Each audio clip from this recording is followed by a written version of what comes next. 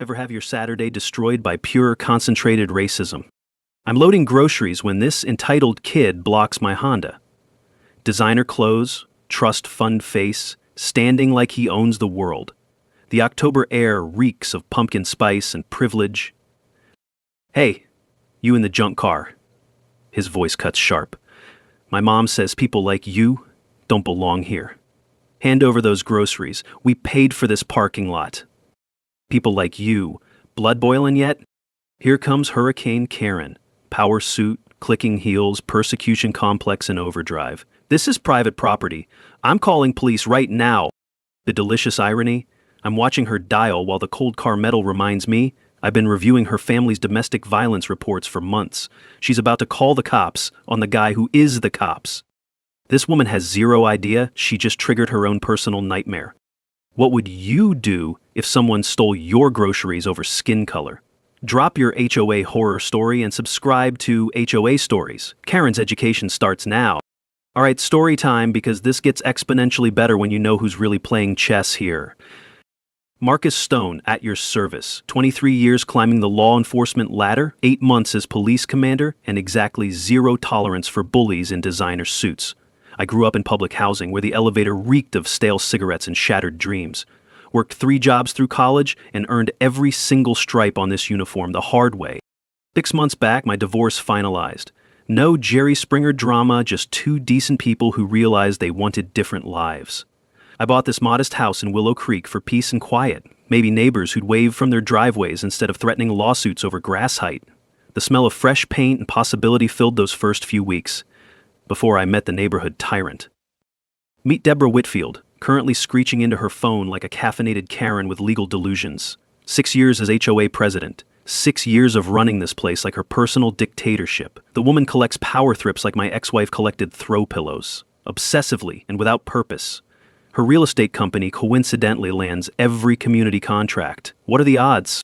Her son Bryce, the entitled man-child currently blocking my grocery access, is 19, college dropout, professional basement dweller. I've personally signed 3 domestic disturbance reports for their address this year. Kids got anger management issues, mommy's got a checkbook full of cover-ups. The irony tastes sweeter than my morning coffee. Here's Willow Creek's dirty secret. This place was designed for actual humans. Teachers pinching pennies, nurses working doubles, mechanics with motor oil under their fingernails, real people building real lives. But Deborah's systematic harassment campaign is transforming it into something that reeks of fear and foreclosure notices. Case study number 1, Elena Rodriguez, 3 houses down. Pediatric nurse who literally saves babies, works 16-hour shifts, comes home exhausted to the sound of her own footsteps echoing in an empty house. Deborah slapped her with a $300 0 cents fine for unauthorized commercial vehicle maintenance. Elena's boyfriend changed her oil in the driveway. The absolute audacity of basic car maintenance. Robert Chen, retired engineer whose bridges carry thousands of commuters daily. Deborah's current harassment target over his tomato garden. The old man's hands still shake slightly when he tends his plants. Legacy of decades building infrastructure that actually matters. Apparently, growing food disrupts community aesthetic harmony. Heaven forbid we cultivate vegetables instead of decorative wasteland. Sarah Mitchell, single mom and accountant, raising 2 kids after her ex vanished like morning mist. I hear her garage door rumble open at 6 a.m. every weekday, rushing kids to school before her commute. Deborah's newest victim? Sarah's car is incompatible with community standards. It's a 2018 Honda Civic that still has that new car payment smell, literally newer than my beat-up ride. The pattern's clearer than my windshield after a good Rain-X treatment. Deborah exclusively targets working-class residents who can't afford legal dream teams. She wouldn't dare hassle the investment banker's McMansion or the tech entrepreneur's Tesla collection gleaming in their heated garage. Here's something most people don't know. HOAs must follow their documented bylaws and provide written violation notices citing specific rules. Always demand exact bylaw references and documentation. If they can't produce paperwork, there's no legitimate violation. Period. What Deborah doesn't realize, and what's about to detonate her entire power structure like a controlled demolition, is that community policing is my specialty. I understand neighborhood dynamics, recognize abuse patterns, and deal professionally with people who mistake tiny authority for actual power. property law crosses my desk weekly. I've investigated enough harassment cases and illegal foreclosures to identify Deborah's playbook from 3 zip codes away. The crisp October air carries her desperation sweat mixed with department store perfume as she gesticulates wildly at whoever's suffering through her phone tantrum. She keeps glancing over like I might spontaneously combust or relocate to another dimension. The sound of her clicking heels on asphalt creates a nervous rhythm that matches her accelerating panic. I lean casually against my Honda, arms crossed, watching her performance art unfold. Because patience, my friends, wins wars. 10 minutes later, I'm sitting front row at the Deborah Whitfield Circus, also known as an emergency HOA board meeting.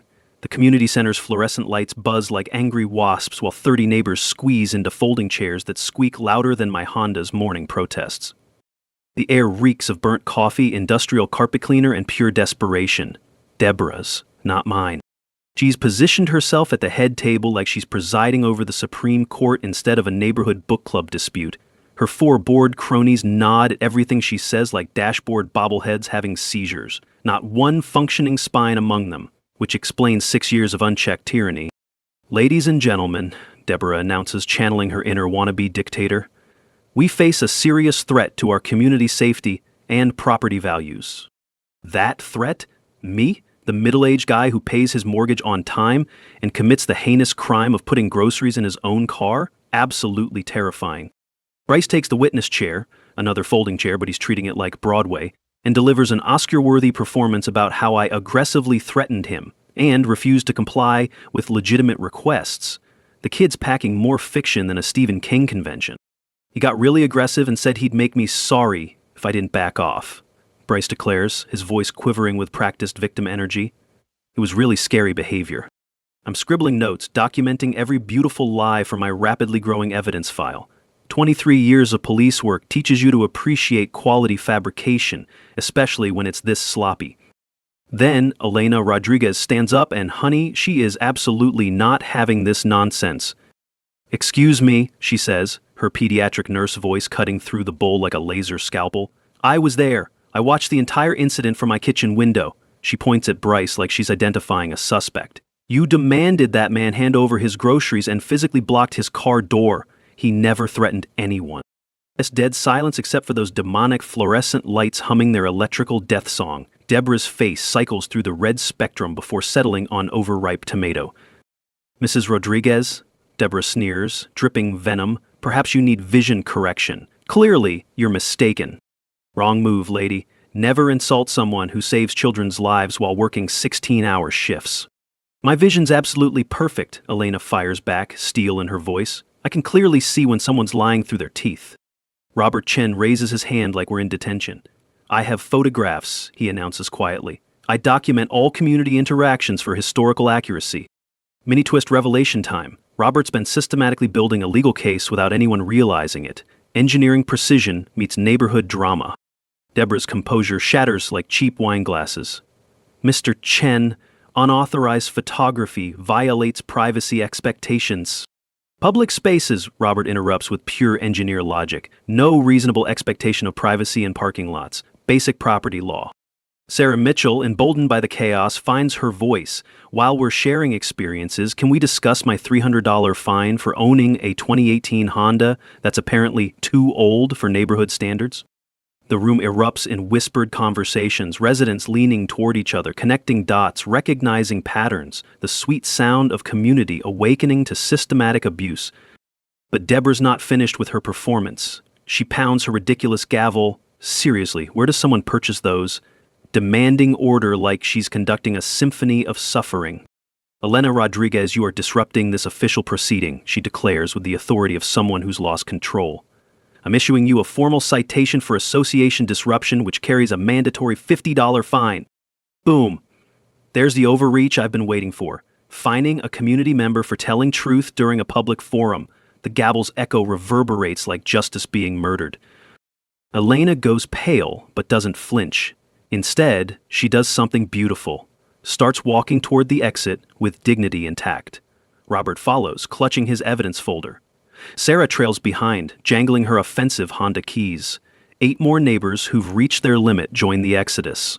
Both people walk out in solidarity, leaving Deborah staring at empty chairs and tasting her own poison. The predetermined vote proceeds exactly as expected. 5-0 for my $500, 0 cents fine, and community behavior modification program. I accept gracefully, request all documentation in writing, and watch Deborah celebrate what she thinks is total victory. She just handed me enough evidence to demolish her kingdom. Sometimes winning means letting your opponent think they're destroying you, while they're actually destroying themselves. The smell of her desperation mingles with stale coffee as residents file out, whispering among themselves. I catch Elena's voice in the hallway. Anyone else tired of this garbage? Evolution, folks, starts with one person saying, enough. Tonight, Elena Rodriguez fired the first shot, and 12 neighbors just enlisted in the resistance. 3 days later, my mailbox looks like a law firm exploded. Deborah's launched full-scale warfare disguised as community compliance enforcement. Monday, violation for improper garbage bin placement. My bin was 6 inches too close to the street. $75 fine. The crisp legal paper crackles between my fingers as I photograph it for evidence. Tuesday, citation for unauthorized window treatments. My basic white blinds apparently offend community aesthetics. 50 more bucks. Deborah's treating my house like her personal slot machine. Wednesday brings the masterpiece. Bryce keys a lovely zigzag down my Honda's side at 2 a.m. Then Mommy cites me for damaged vehicle diminishing property values. The metallic scratch catches morning sunlight like a middle finger to logic. Thursday evening, Elena drops by for sugar, but really intelligence sharing. Robert's been busy, she whispers, kitchen light casting conspiratorial shadows across her face.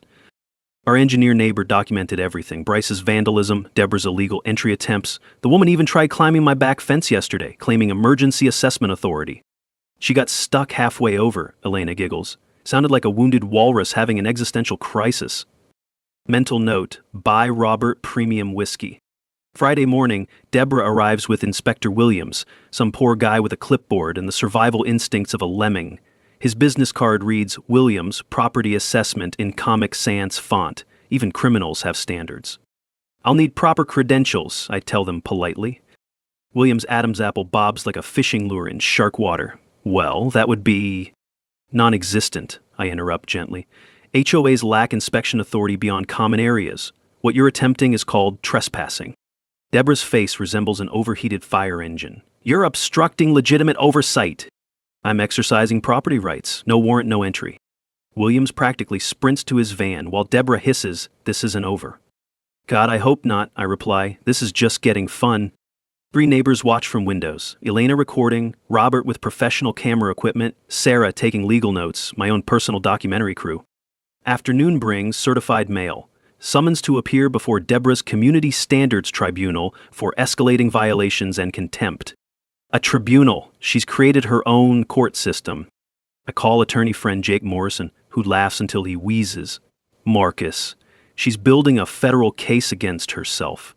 Fair housing violations, harassment, extortion. Now she's playing judge without authority. Next move? Let her dig deeper. Document everything. Educate your neighbors about their rights. That evening, Elena hosts an impromptu barbecue. Funny how exactly 12 households show up, the same ones who walked out of Deborah's circus. Burger smoke mingles with righteous indignation as I share HOA basics with the group. The October air carries the scent of rebellion and propane as Sarah scribbles notes and Robert documents everything. Most people don't realize HOAs must follow due process, I explain, firelight dancing across eager faces. They can't fine you without proper notice, investigation, and appeal procedures. Always demand written documentation citing specific bylaw violations. By marshmallow time, we've built something beautiful. An organized, educated, thoroughly angry community resistance. The sweet taste of s'mores mixed with justice planning? Absolutely delicious.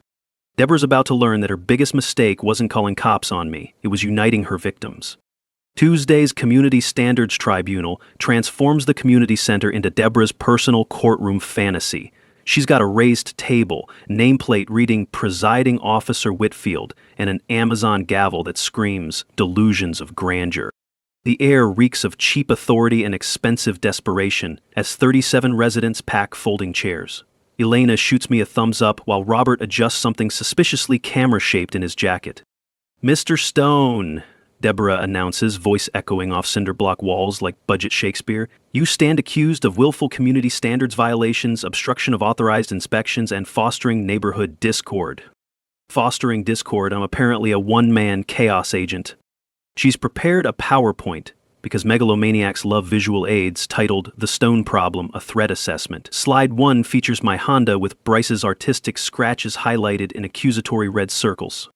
As documented evidence shows, Deborah continues, laser pointer dancing like a caffeinated conductor, Mr. Stone's property failures are escalating exponentially. I raise my hand. Are we discussing how my car got damaged? Irrelevant, she snaps. Current condition is what matters. Sarah Mitchell stands, clutching documents like holy scripture. Actually, I researched our bylaws. Section 4.7 states property damage from vandalism cannot be assessed as owner violations unless unaddressed for 60 days. Deborah's eye twitches like a broken turn signal. You're out of order. I'm quoting our own rules, Sarah continues, accountant precision cutting through bull. Damage occurred 3 days ago, well within remediation period. The crowd buzzes like disturbed hornets. Robert Chen raises his engineer hand. I have time-stamped photographs documenting the timeline. Any twist revelation? My neighbors studied our rules better than our dictator. Furthermore, Robert continues, producing a folder thick enough to stop bullets, I've documented 17 bylaw violations in Mrs. Whitfield's enforcement actions. Deborah's composure shatters like dropped crystal. Unauthorized documentation is legal in public spaces, Elena interrupts, displaying phone video, like yesterday's fence-climbing expedition. She plays security footage of Deborah attempting property invasion, complete with colorful language when she gets stuck halfway over. The crowd leans forward like they're watching premium entertainment. Ladies and gentlemen, I say, standing from my defendant chair, let's discuss what's really happening here. Deborah recoils like I'm radioactive waste. For 6 years, this community's operated under selective enforcement, designed to drive out residents who don't fit someone's personal demographic preferences. Cemetery silence except for eternal fluorescent humming. Elena Rodriguez, pediatric nurse fined for oil changes. Robert Chen, bridge builder, harassed for tomatoes. Sarah Mitchell, working mother, targeted for driving affordable transportation. Pause for pattern recognition. Notice who gets targeted versus who gets ignored. Murmurs ripple through audience like dropping stones in still water. You're disrupting official proceedings, Deborah shrieks. What official proceedings? I ask pleasantly. This tribunal lacks legal authority, due process, or appeal mechanisms. It's community theater with judicial fantasies. Deborah pounds her gavel so violently it splits in half, crack echoing like gunfire. I am the elected president. These are official actions. Sarah consults her research notes with accountant smugness. According to county records, our HOA's corporate registration expired 18 months ago. You've been operating without legal authority. Nuclear bomb, direct hit. Residents erupt in overlapping conversations, while Deborah's face cycles through visible spectrum before settling on catastrophic meltdown red. Impossible, she stammers. I would have been notified. Only with proper renewal paperwork, Robert observes, which requires transparent financial reporting. Elena grins like discovering buried treasure. So these fines we've been paying were illegally collected, I finish, which raises fascinating questions about misappropriated funds. The energy shifts from confusion to something sharper, hungrier. Justice, beginning to bloom, carries sweetness better than spring flowers. Deborah realizes her kingdom's crumbling in real time. Meeting adjourned, she shouts, gathering PowerPoint props like evacuating burning buildings. The 37 residents aren't moving. They're recognizing years of manipulation by someone with zero authority. Elena starts slow clapping. It builds until the room thunders with applause. Same time next week, Sarah asks brightly, after we elect legitimate leadership? The revolution officially began. Deborah Whitfield just lost everything. Morning coffee tastes like sweet revenge when Jake Morrison calls, sounding giddy as Christmas morning. Marcus, you magnificent bastard, you've struck pure gold. Papers rustle like treasure maps as my attorney friend sorts through legal avalanche. That expired registration? Just the appetizer. I'm watching Robert tend his criminal tomatoes through unauthorized blinds, morning light making his precision look surgical. Man waters plants like performing brain surgery. How big, I ask, though Jake's excitement screams the answer. Federal prosecution big. Spent all night drowning in county records, state filings, bank documents, frantic keyboard clicking. Your neighborhood Napoleons run a criminal enterprise for 2 years. Every fine, assessment, contract, collected without authority. Locations smack like October wind. So, Elena's truth-telling fine. Textbook extortion. Property inspections, criminal trespass, selective enforcement targeting minorities, fair housing violations making federal prosecutors salivate. Chair creaks approval as I lean back. Financial damage? 96,000 illegal fees over 18 months. Plus, Deborah's company mysteriously received contracts worth another 130 grand. Voice drips sarcasm thicker than syrup. Remarkable coincidence. Elena's leaving for hospital duty in that offensive Honda. Irony tastes better than premium coffee. What about people who paid bogus fees? Full restitution plus damages. But this cancer spread, found identical patterns in 3 other communities. Systematic fraud with federal implications. Cop brain connects dots faster than crime scene analysis, targeting working-class residents to force turnover, profiting through real estate sales. Classic gentrification wearing community standards drag. But here's the delicious part. She documented everything herself. PowerPoints, emails discussing undesirable element removal. Jake's laughter bubbles. Created her own prosecution case. I nearly choke. Built her own conviction? More thorough than FBI surveillance. But something explains why this got personal. Tone shifts serious. Deborah's drowning. Underwater mortgage, failing business, unemployed husband, facing foreclosure in 60 days. Her desperation crystallizes. Harassment campaigns, absurd violations, kangaroo courts, symptoms of empire crumbling. She wasn't just ideological, I realize. Needed every illegal dollar, every fine, forced sale, kickback-funded survival. You represented everything she's losing. Stability, respect, belonging. Morning air carries garden fragrance mixed with playground laughter. Normal life persisting while corruption implodes. Here's crucial knowledge. When HOAs operate without legal status, all rules become unenforceable suggestions. Always verify corporate registration through county records, public information saving thousands.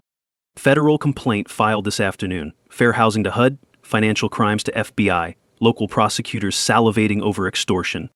Watching Sarah load kids into violating Honda, realization hits. Community healing?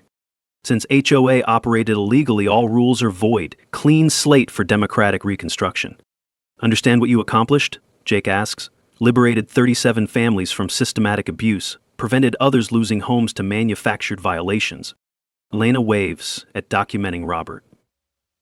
These people trusted me. The stories, frustrations, hope. What began defending my peaceful existence became transformation. Proving ordinary people reclaim power, understanding their rights. Sweet justice aroma mingles with October air and victory coffee. Sometimes best revenge involves watching criminals destroy themselves while you document evidence. Thursday evening, Elena's backyard looks like community organizing porn. 31 households gathered around her fire pit, plotting the downfall of suburban tyranny with the enthusiasm of revolutionaries who brought their own lawn chairs. The October air smells like grilling rebellion mixed with wood smoke and righteous fury. Roberts transformed the patio into mission control, complete with labeled folders and enough documentation to bury a small government. The man's organized crime like he builds bridges with terrifying precision. Folks, I addressed the group, firelight making everyone look properly conspiratorial. Tonight, we're not planning revenge. We're performing an exorcism. Sarah Mitchell, armed with accounting software and the concentrated rage of systematic robbery victims, drops her financial bombshell. Combined illegal fees from everyone here, $47,000 over 18 months, not counting intimidation-induced property sales. Helena pokes the fire, sending sparks skyward like tiny middle fingers to injustice. My hospital friend Carmen survived identical harassment in Oakwood Heights. Guess whose real estate company was involved? Pattern recognition kicks in harder than my morning coffee. This isn't neighborhood drama, it's corporate fraud with a homeowner association costume. Jake Morrison arrives fashionably late, briefcase bulging like Christmas morning for prosecutors. Ladies and gentlemen, federal cavalry's arrived. He produces documents thick enough to stop bullets. HUD investigators officially interested. FBI Financial Crimes Unit wants statements. Local prosecutors practically hyperventilating with excitement. Mrs. Chen, Robert's wife and retired paralegal with the organizational skills of a military quartermaster, raises her hand. Civil remedies? Class action possibilities? Preliminary paperwork filed, Jake grins, settling into a lawn chair that groans under legal weight. But here's the beautiful part. You're not just seeking compensation. You're reclaiming democracy. Time for community education around crackling flames. Most people don't realize HOAs are corporate entities with specific legal requirements, I explain, watching faces illuminate with understanding. Valid registration, documented bylaws, transparent finances, constitutional due process, all mandatory. The fire pops approval as revelation spreads like warmth. When HOAs operate illegally, residents can dissolve existing structures and create governance reflecting actual community values. Key takeaway: communities possess more power than they realize, but only through understanding legal frameworks and collective action. Robert unfurls neighborhood maps like battle plans. I've identified every household affected by targeting patterns, 39 families total, including 3 who fled due to harassment. Alina channels her nursing background into victim support logistics, consistent documentation, coordinated representation, emotional support for systematic abuse, trauma. The group organically divides into committees: legal strategy, Jake and Mrs. Chen; financial recovery, Sarah's revenge spreadsheets; community outreach, Elena's healing touch; evidence preservation, Robert's engineering paradise. Tom Bradley, recently retired teacher, volunteers crucial intelligence with the excitement of someone finally able to use his neighborhood watch paranoia productively. I've documented every Whitfield visitor. Real estate partner comes twice weekly with banker boxes. Yesterday they loaded moving trucks with file cabinets. Classic evidence destruction behavior. Consciousness of guilt in filing cabinet form. Anyone else notice suspicious activity, I ask? Hands shoot up like students eager to share gossip. Monica reports moving boxes. David documented Bryce loading luxury items into storage. Jennifer photographed Deborah's midnight luggage runs. Wood smoke mingles with approaching justice as our accidental intelligence network reveals systematic cover-up attempts, behavior making federal prosecutors salivate harder than Pavlov's dogs. Jake's phone buzzes with legal victory sounds. FBI wants interviews starting Monday, particularly interested in recordings, photos, written communications.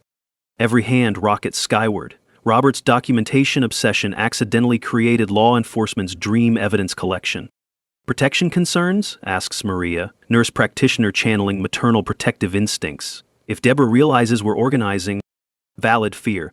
Cornered criminals often choose escalation over surrender. Standard precautions, I advise, professional mode engaging. Document everything, travel together, install cameras if possible, report threats immediately. Fire's dying embers cast conspiratorial shadows as our town hall concludes. Neighbors exchange contacts, coordinate childcare for legal meetings, plan evidence organization sessions, with the enthusiasm of people finally fighting back. Elena stands with the authority of someone who saves lives professionally. 6 months ago, we were isolated households afraid to challenge obvious injustice. Tonight, we're a community reclaiming power through legal channels. Spontaneous applause echoes off houses where families finally feel safe. Sarah approaches with the question everyone's thinking. What happens to Deborah personally? I watch flames flicker against October darkness. She faces consequences for choices made. We're seeking justice and healing, not destruction. I've focused on it, I've delivered everything to it, and the sweet taste of s'mores and democracy planning lingers as neighbors disperse to homes they're finally reclaiming. Tomorrow, we build the community Willow Creek was meant to be. Monday morning arrives with the subtlety of a fire alarm. I'm sipping coffee on my porch, watching Operation Damage Control unfold at the Whitfield household with better entertainment value than premium cable. Deborah emerged at 6 a.m. looking like she hasn't slept since the Clinton administration. Power suits replaced by yoga pants and a wrinkled shirt, screaming, "My empire is crumbling and I can't find matching socks." She's loading banker boxes into her SUV with the frantic energy of someone hiding evidence before federal agents arrive. Which they will, today, at 2 p.m., Bryce stumbles out looking marinated in regret and cheap cologne, hauling electronics toward a storage truck. Kids' movements have that special jerky quality of someone whose privileged life is about to become a federal case study. Elena texts from her hospital shift. Deborah called at 5 a.m., 13 missed calls, voice messages increasingly unhinged, offering to make deals. Panic mode, fully activated. Robert Chen, engineering hero, has positioned himself strategically with camera equipment that could photograph Jupiter's moons. Man's documenting evidence destruction with the dedication of someone cataloging endangered species. By 8 a.m., Deborah makes the tactical error of approaching my porch directly.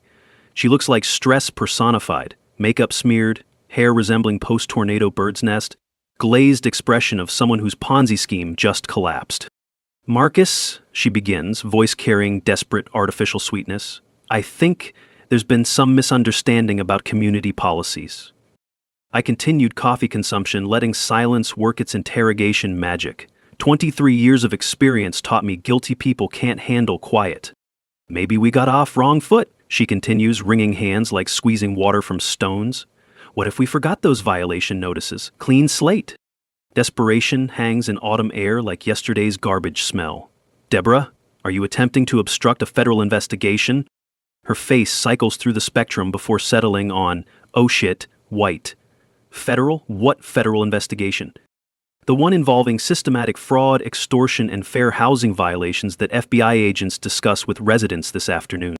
If panic had sound, it would be Deborah's noise.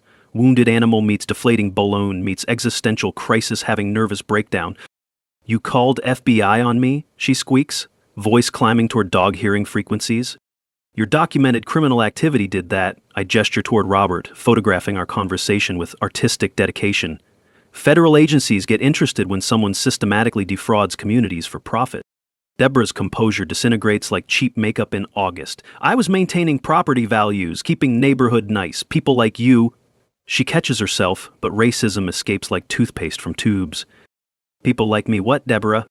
Her mouth opens and closes like fish attempting philosophy. Behind her, Bryce loads boxes labeled Urgent Parget with all the stealth of bulls in china shops. Elena arrives home early, probably using vacation time to witness justice. She parks her offensive Honda and approaches with the calm confidence of someone who saves children while dealing with entitled parents daily. Morning, Deborah. How's your day? Elena, thank God. Deborah lunges like finding life preservers on the Titanic. Help me explain, this is just community misunderstanding. You mean systematic harassment, illegal fees, and discriminatory enforcement we documented for federal investigators? Elena interrupts with nursing precision. That misunderstanding? Blood drains from Deborah's face faster than broken sink water. You can't. This is neighborhood drama. $47,000 in illegal fees isn't drama, Sarah announces, emerging with perfect timing. It's federal crime. Now we've surrounded Deborah with 3 primary targets, all calm, documented, cooperating with law enforcement. Irony's thick enough to serve for dinner. I have rights, she shrieks, voice reaching noise ordinance violation frequencies. I'm calling my lawyer. Excellent idea, I agree. You'll need one. She flees toward her house like accountability's chasing her, stumbling over desperation. Through open garage, I see boxes labeled Destroy, Shred, and my favorite, Burn Immediately. Mini twist revelation.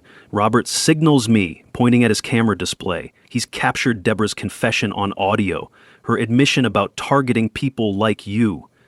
Evidence destruction and racial motivation documented simultaneously. Elena shakes her head, watching our neighborhood terrorist reduced to panicked evidence destruction. Hard believing we feared that. Fear is powerful until people realize they outnumber bullies, I observe. Morning air carries autumn leaves mixed with approaching federal justice storms. By tomorrow, Deborah Whitfield's suburban terror reign ends officially.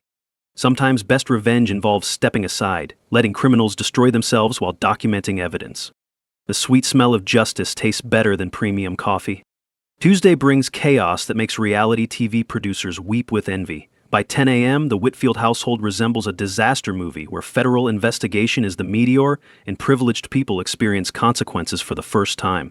On watering plants, detectives speak for conducting surveillance while maintaining deniability. When 3 black SUVs roll down our street, like Justice Cavalry arriving fashionably punctual, FBI Special Agent Sarah Chen emerges wearing a pantsuit costing more than my car and an expression suggesting someone's decade is about to be thoroughly ruined. Her team spreads across the neighborhood with surgical precision for Operation Wealthy Suburban Criminal Gets Reality Check. Deborah bursts from her door like her house is literally on fire, which, metaphorically, it absolutely is. She's clutching phone, designer purse, and hastily packed overnight bag while shrieking at Agent Chen, "You can't do this! Private property! I have rights!" Agent Chen responds with calm authority of someone who arrests actual dangerous criminals instead of suburban wannabe dictators. "Ma'am, federal warrant. Please step aside." The next 2 hours unfold like the most satisfying when keeping it real goes wrong episode ever filmed. Robert positions himself strategically to document evidence preservation procedures, while Elena provides victim statements with the enthusiasm of someone finally getting justice served with federal warrant garnish. Agent Chen interviews systematically, each conversation adding nails to Deborah's legal coffin. Elena produces nursing-quality documentation. Turns out healthcare workers excel at record-keeping when systematically targeted. Mrs. Rodriguez, describe the harassment pattern you experienced. Started 18 months ago. Fines for previously acceptable activities, escalating fees for minor infractions, foreclosure threats for non-violations. Elena's voice carries professional precision. Multiple comments about people like me not understanding community standards. Suggestions healthcare workers couldn't afford quality neighborhoods. More nails. Deborah's coffin resembles a legal porcupine. Sarah Mitchell's financial documentation makes Agent Chen's eyes light up like Christmas morning. 47,000 illegal fees from this neighborhood alone. Notice the correlation between harassment intensity and property turnover rates. Spreadsheets tell stories more damning than confessions. Systematic working-class targeting, escalating harassment until sale. Properties immediately listed by Deborah's company at inflated prices. Textbook gentrification fraud, Agent Chen observes. Manufactured violations forcing demographic changes for profit. Around 1 p.m., Bryce attempts neighborhood escape with U-Haul trailer loaded with boxes labeled personal do not exam. Federal agents have different privacy opinions regarding evidence preservation. His front lawn interrogation provides neighborhood entertainment while his privileged bubble finally pops. Agent Chen's questions are polite, professional, absolutely devastating. "Mr. Whitfield, explain these texts about cleaning house and making problems disappear." Bryce stammers like broken machinery. "That was actual cleaning. We meant literal. Physical cleaning requires discussing demographic targeting and removal strategies." The kid's face cycles through confusion, panic, and dawning realization that federal agents significantly exceed whatever echo chamber raised him intellectually. Mini-twist revelation. Agent Chen drops the bombshell. "Mr. Stone, we've monitored this situation for 3 weeks based on previous victim complaints from other communities." My coffee pauses mid-sip. "You've been watching us?" Specifically, systematic evidence destruction and witness intimidation beginning when Mrs. Whitfield realized exposure. Agent Chen gestures toward Robert's setup. "Your neighbor's documentation provided crucial corroboration for our existing investigation." Robert beams like engineering precision just saved democracy. By 3 p.m., federal moving trucks arrive, but not for Whitfield's. Agents methodically load banker boxes, computers, filing cabinets, and approximately 17 phones into evidence vehicles while Deborah watches her empire disappear into government custody. The afternoon air carries justice being served scent mixed with federal charges as neighbors gather on sidewalks witnessing 6 years of systematic abuse finally ending. Deborah gets read her rights with all the dignity of someone whose criminal enterprise just became Exhibit A. The sound of handcuffs clicking echoes off houses like freedom bells ringing. Elena squeezes my shoulder watching evidence inventory. "Hard believin' it's really over." "This part's over," I correct, watching our neighborhood terrorist become federal defendant. Now comes healing. Sweet taste of community liberation, mixed with autumn air, beats any revenge fantasy ever conceived. The smell of Deborah's desperation mingles with October breeze as justice finally comes home to roost. Saturday evening, Willow Creek Community Center buzzes with energy that could power Las Vegas. Word spread faster than wildfire. Tonight's the first official neighborhood meeting since Deborah's federal arrest, and every household wants front row seats to democracy being reborn. The air smells like fresh coffee, homemade cookies, and pure vindication as 87 residents pack into space designed for 30. Alina's managing registration while Robert documents everything with the dedication of someone chronicling revolution. Sarah's armed with spreadsheets that would make forensic accountants weep. Tonight's special guest, Channel 7 investigative reporter Jessica Martinez, who's been following our story since Agent Chen's press conference about systematic HOA fraud affecting multiple communities. She's got that hungry look of someone smelling Pulitzer potential. Ladies and gentlemen, I addressed the packed room, ancient microphone adding dramatic feedback. 6 months ago, we were afraid to challenge obvious abuse. Tonight, we're rebuilding democracy from scratch. Thunderous applause echoes off walls that witness years of Deborah's manufactured authority. Democracy stretching wings after being caged. Jessica steps forward, camera crew positioning for optimal drama. Mr. Stone, residents might not know, you're actually Police Commander Marcus Stone, the man Deborah called cops on for grocery shopping while existing. Cemetery silence, this is it. Cover blown, irony revealed simultaneously to everyone. That's correct, I confirm, watching faces process delicious absurdity. Mrs. Whitfield spent months harassing a police commander, then called my own department demanding my arrest. Nervous laughter ripples like dropped stones. Elena stands, grinning like discovered treasure. Wait, she says, voice carrying special joy of connecting dots, when Deborah called 911, screaming about criminal behavior. She called police on the police, I finish, demanding officers arrest their own commander for grocery shopping while black. Silence breaks like bursting dam. Laughter erupts from every corner. Not cruel, but cosmic joke appreciation. Robert documents while tears of mirth stream down his face. Jessica grins like Christmas morning. Mrs. Whitfield called police on the police commander, demanding arrest by his own officers for violating legally non-existent rules. While being filmed, recorded, and documented by a retired engineer who builds better cases than prosecutors, I add. Irony thick enough to serve for dinner. Sarah stands, clutching financial evidence like holy scripture. Speaking of serving, let's discuss what Deborah stole from our tables. Her analysis lands with accounting precision. Combined illegal fees from affected neighborhoods, $237,000 over 3 years. Federal recovery, $96,000 cash, plus assets worth another $150,000. Numbers explode like bombs. People struggling with manufactured fines discover they funded luxury lifestyles through systematic fraud. Elena takes the microphone with nursing authority. This isn't just money recovery, it's community healing. 6 months ago, we were isolated households. Tonight, we're unified neighbors who chose justice over revenge. Jessica turns the camera, professional gravity settling. Willow Creek represents more than neighborhood drama.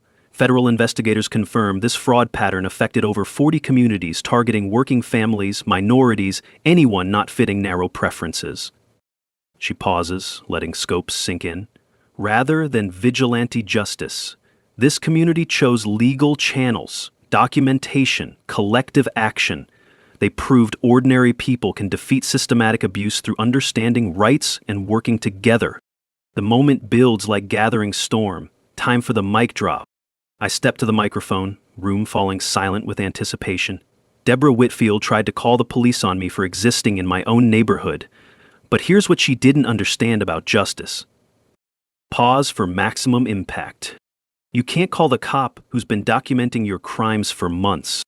The room explodes. Sustained applause that sounds like freedom itself. Camera lights capture neighbors embracing, tears flowing, sweet taste of justice served through proper channels.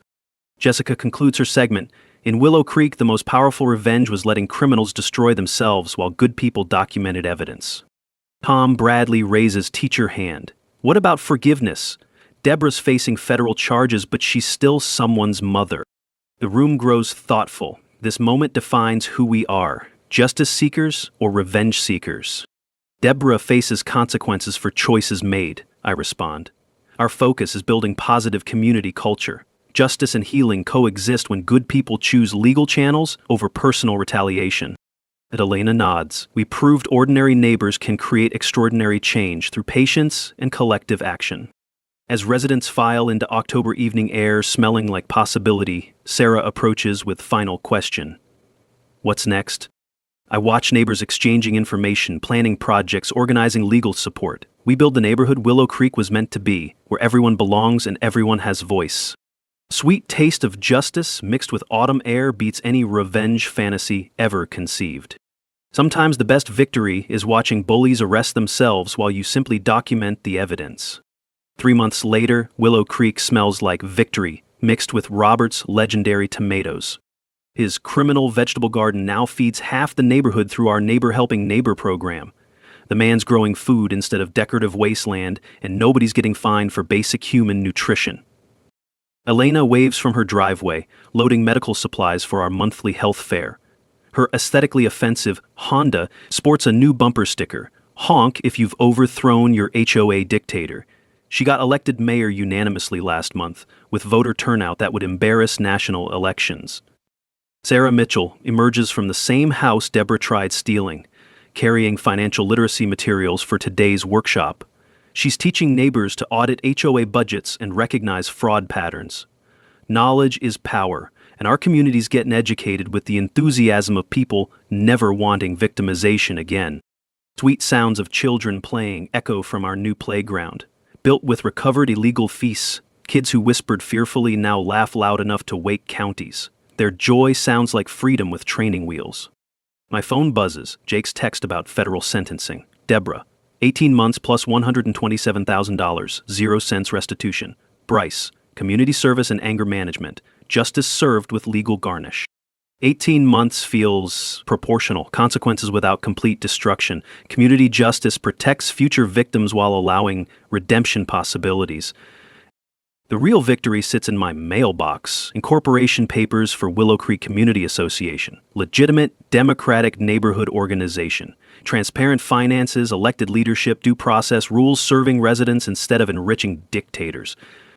Elena Knox carrying coffee and satisfied smiles. Ready for dedication ceremony? Today we unveil our memorial garden, not for death, but democracy's rebirth. Plaques on our families who resisted systematic abuse, especially 3 driven away before we organized. Walking to ceremony, I pass houses where families feel safe. Mrs. Patterson waters flowers without violation fear. The Johnsons installed basketball hoops without requesting permission from wannabes. Normal people living normally without manufactured terror. Crowd gathering represents beautiful diversity. Teachers, nurses, mechanics, retirees, single parents. All backgrounds united by overcoming systematic oppression. Elena addresses everyone with life-saving authority. 6 months ago, we feared challenging obvious injustice. Today, we're proof ordinary people create extraordinary change through understanding rights and collective action. Applause ripples across autumn air smelling like possibility. Robert unveils his contribution. Professional timeline documenting our resistance movement, weatherproofed for permanent display, history preserved for future generations. This memorial isn't about revenge, celebration, I tell assembled neighbors. It's remembering communities have power through collective action over individual fear. Sarah presents Financial Recovery, $96,000, 0 cents returned to families, plus $150,000, 0 cents assets recovered federally. But real treasure isn't monetary. It's protective knowledge. Here's our most crucial lesson. HOAs should serve communities, not control them. Always verify corporate registration. Demand transparent finances. Remember, collective action beats individual complaints. When neighbors unite, democracy wins. Memorial centerpiece. Simple bench inscribed in memory of fear, in celebration of courage, in hope of justice for all. People afraid to speak 6 months ago now lead meetings, organize events, mentor other communities. Jessica Martinez returns for follow-up. Cameras capturing children playing where manufactured crises once occurred. Willow Creek became a national model, she reports. Proof systematic abuse ends when good people understand and use their power wisely. Evening settles over transformed neighborhood. Elena tends gardens. Robert documents sunset with artistic precision. Sarah helps kids with homework, without noise violation fears. Sweet justice, taste matured into sustainable peace built on mutual respect and democratic principles. We didn't just defeat bullies, we created systems preventing future ones. Phone buzzes with messages from other communities requesting HOA abuse advice. Elena organizes workshops. Sarah shares analysis templates. Robert provides documentation strategies. We're exporting democracy one neighborhood at a time. We proved ordinary people create extraordinary change, choosing patience over retaliation, justice over revenge, community healing over individual satisfaction. Sometimes, most powerful victory involves building beauty from systematic abuse ashes. The smell of Robert's tomatoes mixed with children's laughter carries sweeter than any revenge ever could. Drop your HOA horror story below and smash subscribe for more HOA stories. Every community deserves democracy. Every neighbor deserves dignity. Remember, you have more power than you realize, but only when you work together.